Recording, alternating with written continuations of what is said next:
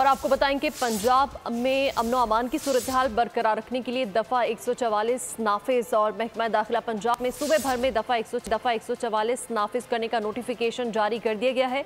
Election के दौरान licence और गैर लाइसेंस असलहा लेकर घूमने पर पाबंदी होगी।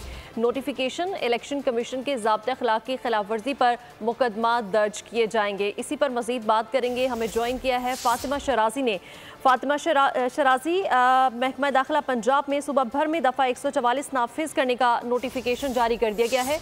मजीद क्या अपडेट्स आपके पास इस हवाले से? जी बिल्कुल, आम इंतखाबात में अमन ईमान की सूरत हाल बरकरार रखने के लिए महकमा दाखिला पंजाब ने दफ़ा 144 नाफिज कर दी है और इसकी खिलाफ वर्जी पर मुकदमात भी दर्ज होंगे। इवन जलसों जुलूसों में जो जीत भी पाबंदी आयद की है और इलेक्शन कमीशन के दौरान लाइसेंस और गैर लाइसेंस असला लेकर घूमने वालों पर भी मुकम्मल तौर पर पाबंदी आयद है और ये जो दफ़ा 144 का नफाज है ये 12 फरवरी तक लागू होगा। जी बिल्कुल, पंजाब में अमनो अमान की सूरत हाल को बरकरार रखने के लिए दफ़ा 144 नाफिज करने का नोटिफिकेशन जारी कर दिया गया है और साथ ही साथ आपको ये भी बताते चलें कि दफ़ा 144 का नफाज 12 फरवरी तक लागू होगा। सब्सक्राइब करें और बेल दबाएं ताकि कोई खबर रह न जाए।